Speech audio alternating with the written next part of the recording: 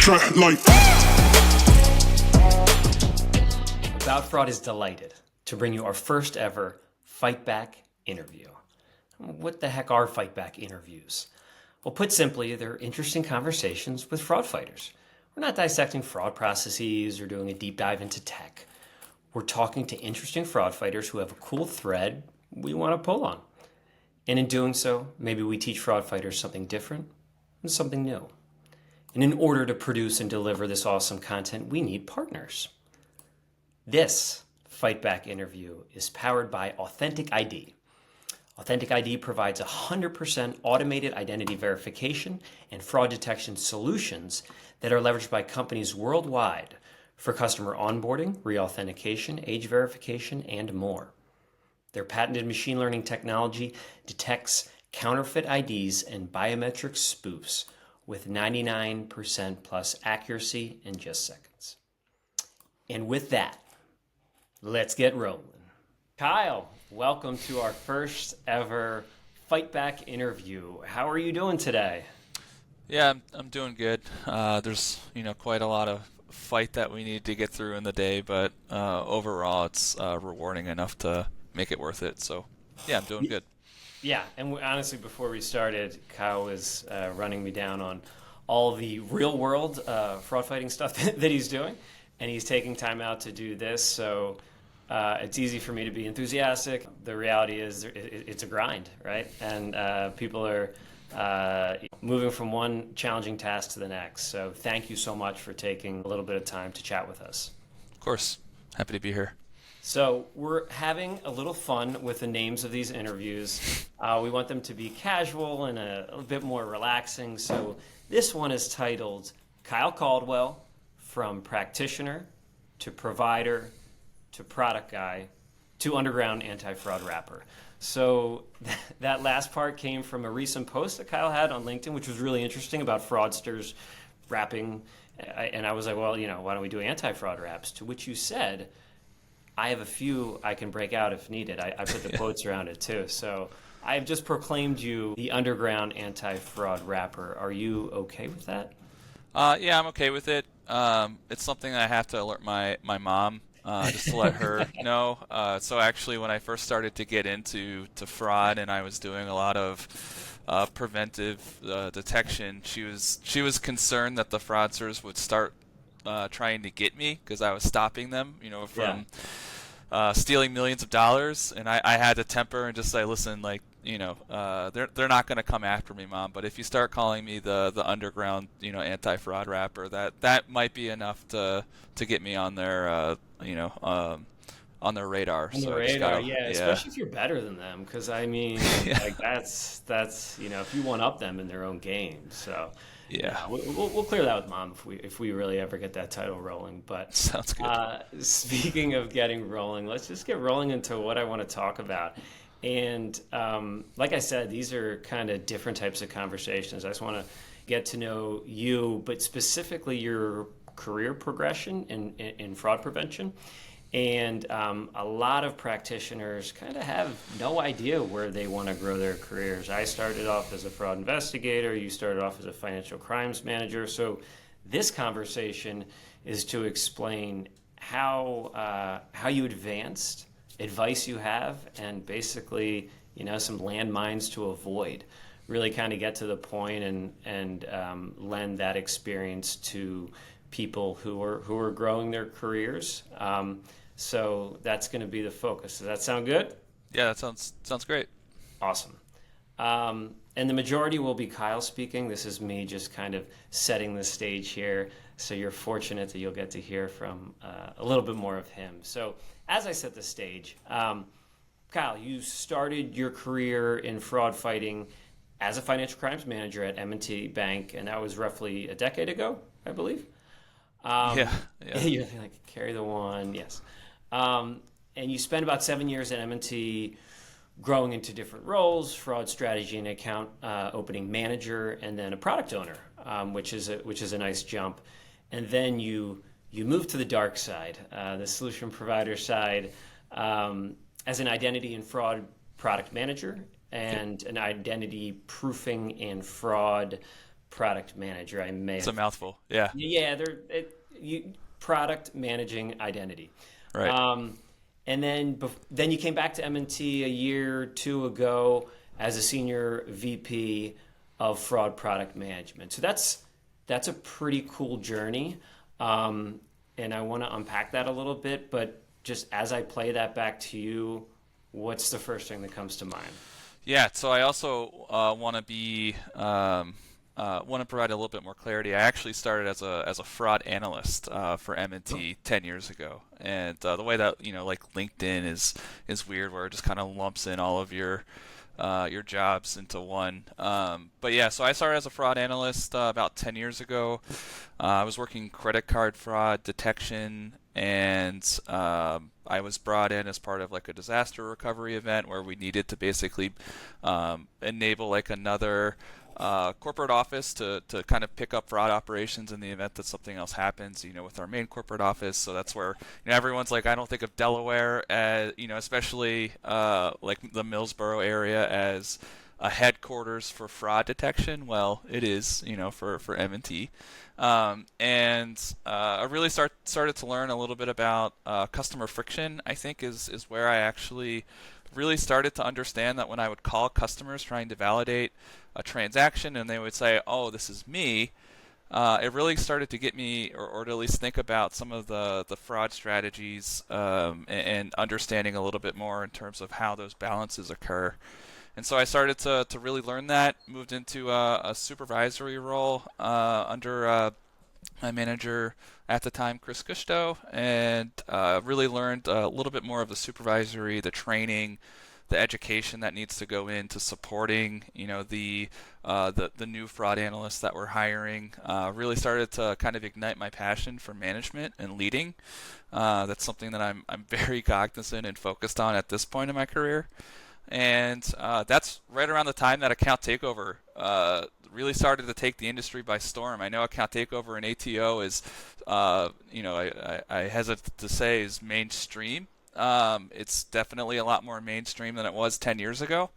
And, I think at one point M&T had a handful of account takeovers, and then we implemented the EMV chip and really started to secure our customers' accounts. Then fraudsters were starting to think, okay, well, how can I use all of these credentials that are harvested across various data breaches or social engineering schemes, and how can I use this information to pretend to be that person? And that's when I really started to build a team around me and build out the account takeover team. We were mitigating tons of fraud using a lot of different systems, a lot of different services. It was like Kyle, I kind of phrase it as like the wild wild west. We had all of these disparate detection systems, but it was very hard to get them talking to one another. So we had to build out a lot of custom reports and a lot of testing and a lot of validation. And this whole time, I'm thinking to myself, okay, like thinking about it and trying to connect to where I am today. It was a very agile approach where we were just testing and learning and just trying to understand the data and where it came from and how do we get it and how do we get more of it and how do we build reports, and more importantly, like the customer outreach. How do we tell someone that someone has stolen their identity and pretended to be them? So it was a very nebulous kind of environment, but I realized that's where I kind of thrive in. Once I was able, and I can't say once I was able to get that all under control, but once we were able to operationalize it, improve it, really start to lower our losses in this space, I was given more responsibility, brought in the account opening team, started to revamp some of their processes, and then I got a little, I think, naive, where I was like, I wanted to go on the provider side, and I could be like, I could build these solutions, right? I've connected this data. I've done all of this and that. I can really make an impact to the industry, and went to work for went outside, worked for various providers, and I learned that sometimes, and what really drove me back is that I felt a loss of the connection to like the customer, and that's what motivates me. It's feeling like I'm actively protecting someone by implementing a particular strategy of rule set, technology, and that's what I realized drove me as a person, especially in this fraud prevention world, and yeah, came back to M&T. So kind of just reiterated a little bit of what you just said with a little bit extra detail, but that's kind of been my journey thus far, and happy to dig into more or less of it, depending on what questions you have. Yeah, no, you did. Well, it shows you like, yeah, we can go on LinkedIn and look at people and be like, oh, look at Kyle's journey. That was inspiring or great. But even LinkedIn doesn't give the best, just, it lumps in the analyst. Oh, you were an analyst. But so all that context is super helpful because you don't even just start out as a manager, right? You start out as usually as an analyst and supervisor, manager, whatever titles you give, and you work up to some people managing of some sorts. Maybe you go an individual contributor without managing people, but that context is really helpful. It also takes like a special leader that you have to enable you, right? Like my boss, and not to just continuing to like throw out like shout outs, right? But my boss Aaron Steinitz has literally enabled me from when he hired me in 2014. He's still my boss today. And this is something that I don't think is talked about enough. It's yes, you can have all of the skill sets and learning and coaching, but it also takes someone that is an effective leader to further enable you and set your career up, which is something that I am now taking into how I manage my people and manage the group that I lead. Constantly working to improve their skill sets and enabling them, and again, just wanted to make that explicitly clear that I think that again of course it was a bit of effort on my side, but it also wouldn't have been possible without the leadership that I had. Yeah, dude, that is such a good point. And I was fortunate to have some good leaders in my career as well. And it can be very empowering and career building, or it can crush you in a little bit because it's a grind, especially if you're an analyst. You're working through queues, you're trying to get productivity, Right. you're trying to be accurate. You're talking to fraudsters on the phone, you're talking to pissed off customers on the phone. Like, if you don't have a manager that kind of gets it, and Right. ideally has cut their teeth doing similar stuff, or at least understands the pains of it. So your time at M&T for roughly 7 years, you eventually moved to product. That was kind of the Yeah. angle you wanted. Were there other things you considered, like, or was product something that kind of really always felt right? Yeah, I'm a builder by nature. I've realized that I like to build strategies, teams, people, technology now, and so that was always kind of what my view is when I managed and when I got the operations up to speed and they were working more efficiently, detecting more fraud. It was kind of like watching a machine run. And to me, that's kind of boring, right? Like, once you get the people going, and as you said, it's like widgets, like things come in, things go out, everything's operating. If there's no emergencies, your day is kind of boring. And a lot of people, right? There's absolutely nothing wrong with that. Some people like that consistency. Some people just like, again, to focus more on some of the other aspects of management. To me, I was looking, okay, what's the next thing that I could do? What's the next thing that I can build? So I did look into, various roles within the bank. I think I looked on the product side for deposit and consumer lending, trying onboarding, more of like the customer and retail side of the house. Also looked into compliance and AML and, figuring out, okay, what's like the next step of those career paths. At the end of the day, I realized that none of those areas would give me the same satisfaction that stopping someone from trying to steal, $15,000, in real time. None of it's going to scratch that itch. It's the same thing with stopping a bot attack in real time when it's trying to open up, tons of accounts. It's very satisfying to kind of enable some of those controls, and that's when the identity verification, I believe, product owner role was open. It was the first one for the bank, where there was starting to realize that we needed a better, more enterprise view of how we were opening accounts and ID proofing customers. And this was a perfect opportunity for me to kind of start to build out that strategy for the bank. And it is one that we still are focusing on executing and building out. And as you know, as we implement one control, fraudster rule defeated in 3 months. So we got to constantly be updating and improving those strategies. And that's what I was excited about in that, and that's why I kind of focused on moving into that role. Yeah. And that's some important things there. You found what resonated with you, right? And I think everyone should understand that whether you want to be, whatever senior level or however you want to advance your career, it's going to look different for everybody. But being empowered, whether it's by the people that are above you, and then finding what lights you up is important. And the other thing I'd like to add, though, is just because the role doesn't exist today doesn't mean that it won't exist tomorrow. And that's something else that I want to, explicitly call out. It's ultimately we're advocates for our own careers. Yes, we can rely on our managers and our senior managers to, continue to lift us up and, promote us or move us into more senior roles. But when I look back at where I've been, in my career, the group leader job that I mentioned was created, and I was the first group leader.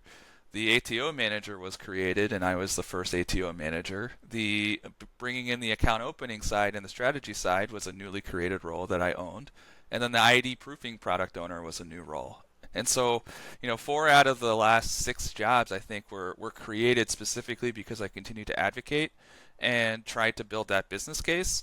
And so that's when I always look back at it and I think, and what I coach my employees now is just because it doesn't exist today, as long as we can build that business case and it makes sense for the company to invest in that type of role, it is a no-brainer that we should move forward with it and get them into that job, and that's what motivates them and helps to keep them engaged as well. So just wanted to call that out. It's not said enough.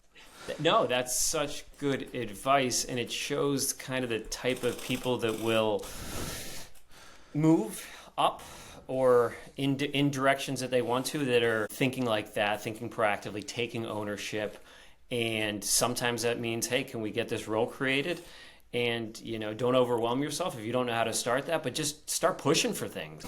And everyone's got different personalities too. It doesn't mean you have to be this tough, in-your-face personality, but just having that mindset and not kind of sitting still in fraud ops is, I think, really, really important. Yeah, persistence, I think, is, the key word there, right? Which is, oftentimes, and I've also seen it with people that I've mentored. It's we make the business case and I get them on board. Okay, let's make that business case. It doesn't happen like the first time, and we typically lose motivation. And we're like, okay, well maybe that was a silly idea, or maybe we rely on our senior leaders to kind of continue to push for us, and they have a million things going on as well, and so then when we follow up 6 months and we say, hey, did you actually anything come from this? It's probably where it's in the inbox where it was left, right? And that's not personal. It's just, again, we all have so much going on, where if we can be persistent and we can just do it in the right ways, that's the best way. I think oftentimes we end up demotivating ourselves based on things that we can't control. And if we just take a moment and we just reflect on that, we can ultimately see that that perhaps it wasn't because my boss didn't think it was a good idea. It was because he had 15 other things going on at that particular day. One of them could have been personal, right, or something like that, and it just fell through the cracks, and it happens. It's such a human thing. It happens to everybody, and then in our own brains, we spin up all the reasons why it happened, and we crush our motivation.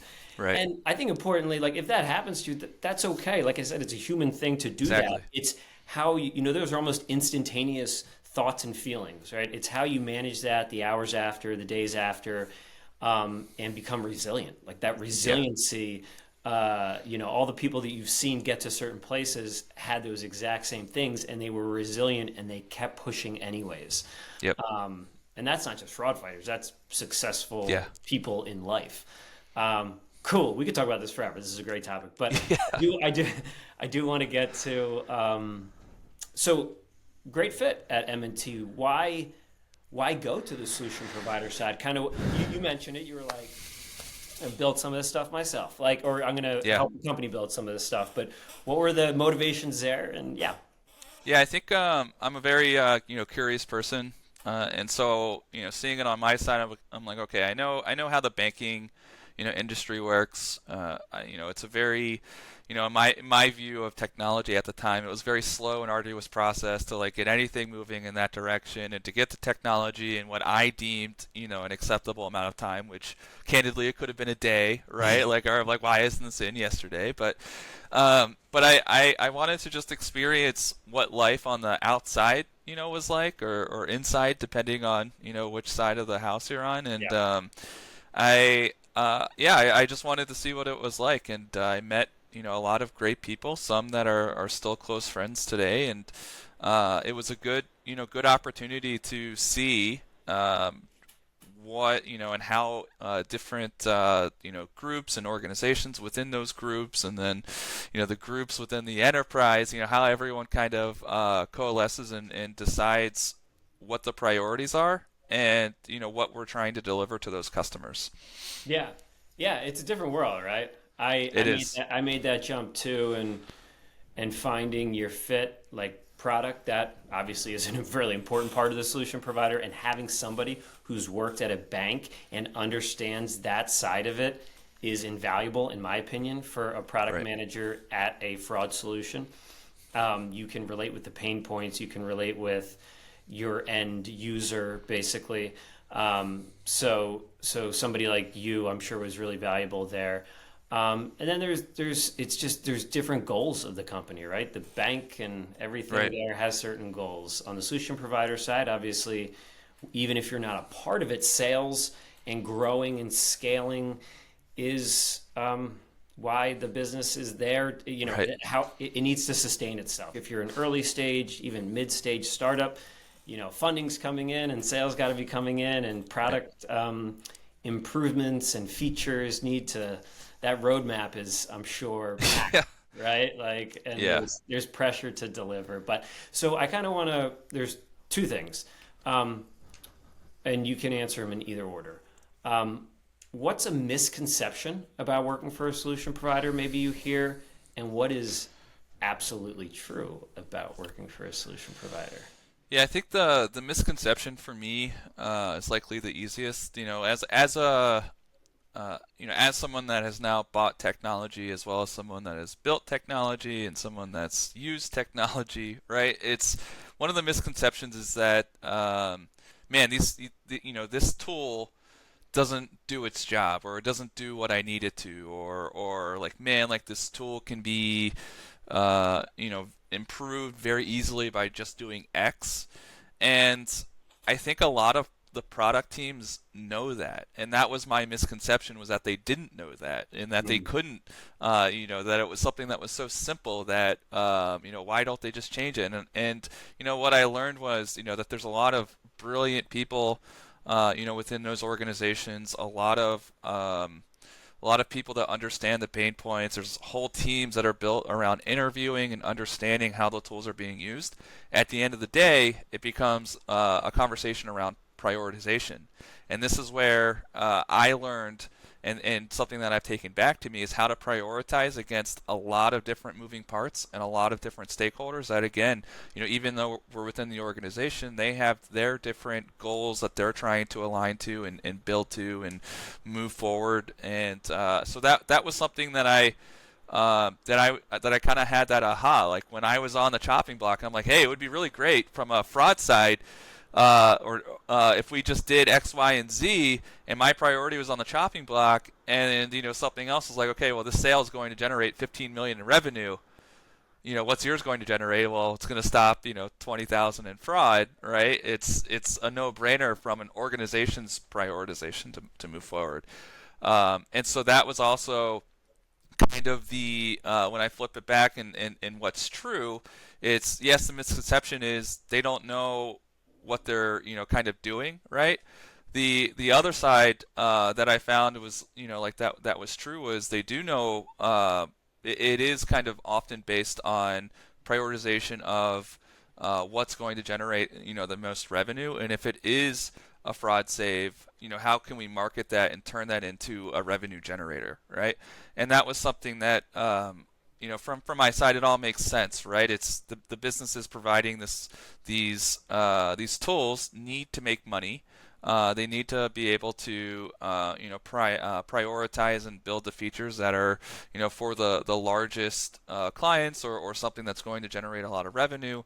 And that's kind of what I kind of took back from it. It's again, they know what they're doing. Unfortunately, sometimes it just comes down to, our needs are not going to be met because of, another organization or another prioritization or another effort, or maybe they're no longer updating the platform because they have a new one that hasn't been Yeah. announced yet, and they're not going to tell you, right? And it's just, Yeah. again, just so much of I think the back end conversations that that I just wasn't privy to. Yeah, and nobody would be unless you're working for them. Right. Just like on the other side, if you've never worked for a bank before, you don't know some of that. But yeah, it provides you context, big picture business concepts that are at play, not just maybe what you think is going on. Yeah, and I think that's, what led to my jump back, which was, I'm a fraud fighter, and I want to fight fraud, and it's one of those things where I was starting to feel detached from like the customer base, the people that were feeling the pain. That's where I find my motivation. I would still have conversations with, fraud experts across the industry, right? I was still part of I think the conversation, but I wasn't feeling the pain and like the emotion that helps to motivate me, and it was something that it sounds weird to say, it was something that I missed, right? I missed feeling that pain. I want to be motivated because because someone needs this particular technology, to help them remain whole. Like that's my focus, and that's what motivated me. No, that makes a lot of sense, and that I've heard that from other people. I worked at a company with a bunch of SMEs on the provider side, and a lot of them went back to banks, and there was that kind of same feel to it. Like they wanted to get back and have their hands a little bit more in the frontline action. Yep. So, kind of pivoting to, like we talked about, you could have gone a number of directions. Product resonated with you. Now, from schooling and certifications, I'm unaware, and maybe this is where you can fill me in. How did you upskill in product management? Was it something where you went out and you got specific education, or was it like, hey man, I learned on the job and I learned from other people? Yeah, it's there's always mentoring is always probably the best path forward, where you are able to build a relationship with someone that's been in the job, kind of hear a little bit more about what their role and what their day-to-day looks like, and just to be able to bounce ideas off of. That said, there is always, of course, the get thrown into the fire. Just learn as you go. That's always a piece of it, because all of the certifications and that doesn't necessarily take the place of experience, right? Like we can create a certification for fraud prevention and detection, but unless you're actually in there, some of the principles that you learn about won't make sense until, again, you actually start to use them, and then figure out what works for you. But that said, certifications still provide, like both industry recognition, internal recognition that you are skilled, that you were able to, achieve, this, this level of knowledge through, rigorous improvement.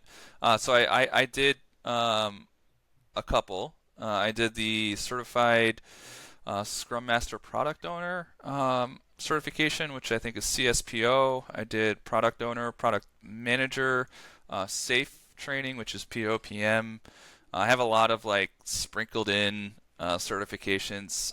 My boss Aaron likes to joke that I collect letters, which is true. So I am a fan of learning through instruction. And one of the things that I brought in when I came back to M&T was I did get or get all of my people certified through the POPM certification, because I found it to be a very good rundown of kind of just the basic behaviors and understanding of product ownership and product management. So I did do that. And the last thing that I'll add is just independent study. I try to read. So I think at any given point I'm reading like 3 books. 2 books. Well, okay. So I have to preface this. One book is manga, right, which is basically just a comic book, right? The other is fiction. So I've been reading a lot of Brian Sanderson's work, and the third is typically a management on-the-job related training book is typically audio that I listen to when I go and take a walk and just try to like cool down in between meetings. So I try to just keep up to speed with what's going on and what's out there in the in literacy and yeah. No, and why that's a great question and answer is because it applies not just to product management. You get the same kind of questions about being a fraud investigator. Do I need my ACFE? Do I need this? And like and it's always the crap answer people don't like, which is it depends on what you want to do. What are the certifications? What kind of on-the-job training can you get? What kind of people are you working with? What kind of mentors can you find? Like, because generally it's a blend of all those things, and you can lean more heavily into ones. Like, it sounds like you thought some of the certifications were pretty solid, got them for your team, great. Yep. But to say you have to have something short of probably like if you're a doctor, you should probably have a certain degree. If you're a lawyer, I would hope so. Probably, yeah. There's things like that, but like. It's dependent, and I think sometimes it can feel like an out where you can be like, well, I don't know what do I get, and then you just kind of stay in your same role. And it's like people who, if you want to be moving forward, hopefully you know what your options are. If you don't, you're listening to things like this, and you know some of the options, and then run with it, and like. If you don't choose a certification, you're choosing some other path and you're learning from a mentor, that certification probably isn't going anywhere. So like if you want to go back and get it at a different time, you can. So I think some people get caught up in the paralysis from analysis and just keep trying to move forward. Yeah, I mean it's nothing is a failure if you learn from it, right? Like literally nothing. And it's one of the things that again, from an agile perspective, it's just test and learn. There's nothing stopping you from, taking a couple days from the course if you're not finding it valuable.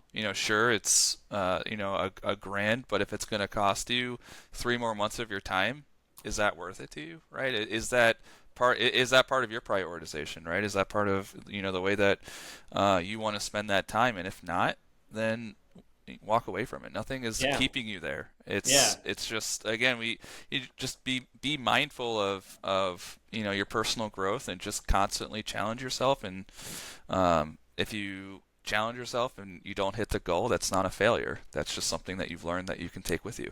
Yeah, you got a lot of good one-liners I want to take from this. And as my memory, now you know why they call me the anti-fraud rapper. It's because pretty much my entire rap is just one-liners. So you're just spitting lyrics here, man. You're just dropping rhymes.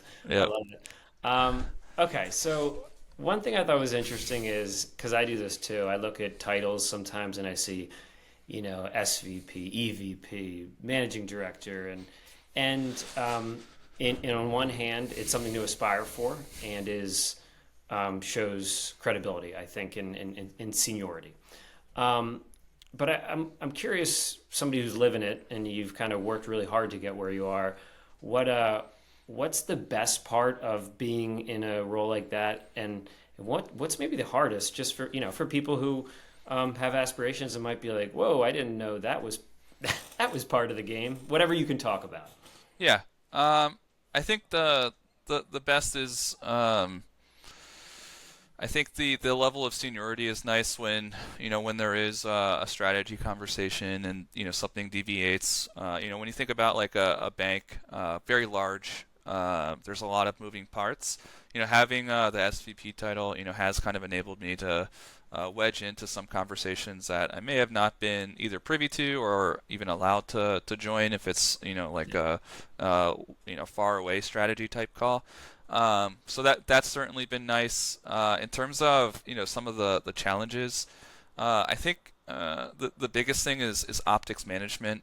For me, it's one of those things that is often hard, which is coming into how do we I think enforce a strategy or move forward to a strategy without rippling a lot of waves, without making it seem like I'm being difficult or pushy.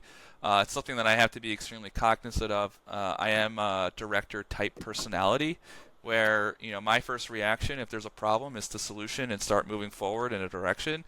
Learning that there's 3 other different communication types and kind of tons of different personality types out there was certainly a challenge for me. And now I'm trying to be a lot more I think the word is respectful or maybe just aware of how to phrase certain things or ask for certain things in a certain way, or instead of even just jumping into a one-on-one and getting right into business, like, hey, how I used to have to write ask them how their morning is going in my notes, because again I was just a very focused and driven person, right, in terms of just no wasting time moving forward. And now that I'm in more of a SVP role where I do have either people aspiring to be in a similar role, people that are in my role that I have to work with. It's how do I again tailor my approach to those personalities,